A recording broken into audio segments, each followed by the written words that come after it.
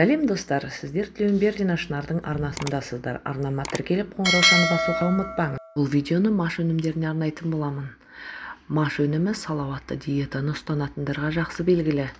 Маш бұршақтары калий, кальций, фосфор, магний, темір, фтор, мырыш, фолий қышқылы, натрий сияқты минералдарға бай.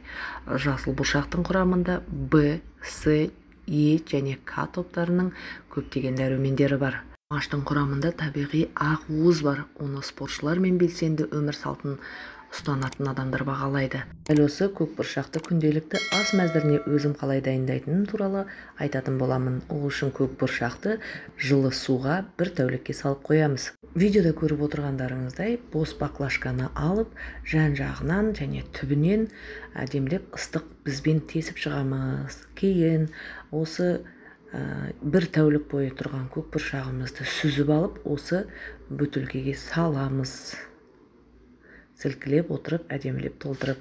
Бұл бұршақ менде бір 150 грамдай ғана кішкентай кесемен алып салдым.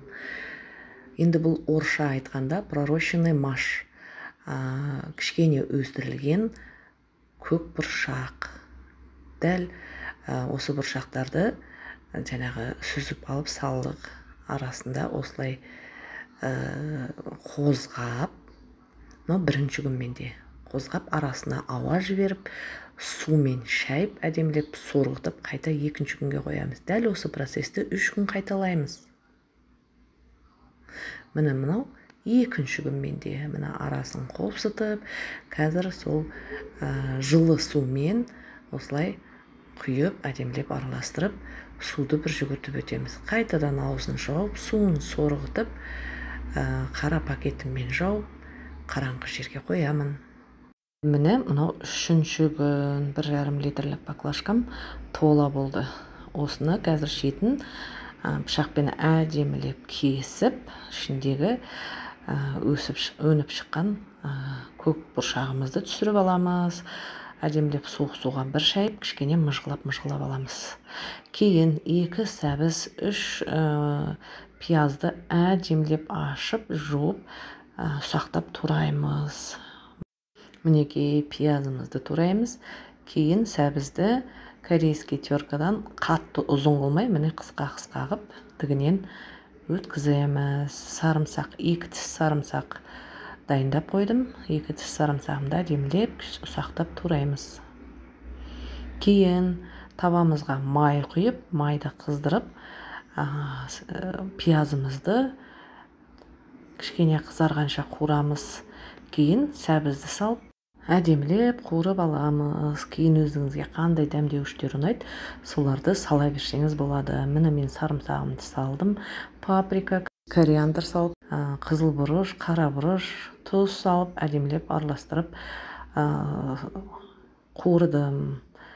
Жалпы бұған сәбізбен пиязды ғана қуырып, қалғанын қуырмай-ақ бірден саласаңыз да болады. Кейін кастрөлге әдемілеп суды қайнатып, қайнап тұрған суға жаңағы көк бұршағымызды 1,5 минутқа ғана салып ғана аламыз. 1,5 минутта қайнап үлгермейді. Уақытыңызды қарап тұрып, 1,5 минут ұстап, бірден сүзіп алыңыз. Дайын болған көк бұршағымызды жаңағы дайындап қойған салмамызбен араластырамыз. Мінекей, сонымен салатымыз да дайын болды. Бұл көк бұршақтардың дайындалу жолы ұзақ болғанымен адам организмі пайдасы өте зор. Фолий қышқылының, темірдің және Е дәруменнің жоғары болуына байланысты маш жүкті әйелдер мен немесе бала тууға дайындалып жатқан әйелдердің диетасына өте қажет өнім болып саналады. Маш әйелдер денсаулығын сақтау үшін өте пайдалы. Етеккір және менопауза кезінде гормональды тұрақтандыратын өнім ретінде пайдалану ұсынылады. Маш бұршақтарының құрамында бактерияға қарсы және вирусқа қарсы емнің әсерін күшейтетін микробқа қарсы компоненттер бар екен. Маш жақсы көңіл күйді сақтау, депрессия мен күш жоғалту болдырмау үшін пайдаланады.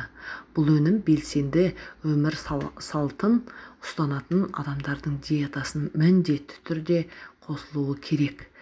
Әлемде барлығына пайдалы болатын өнім жоқ.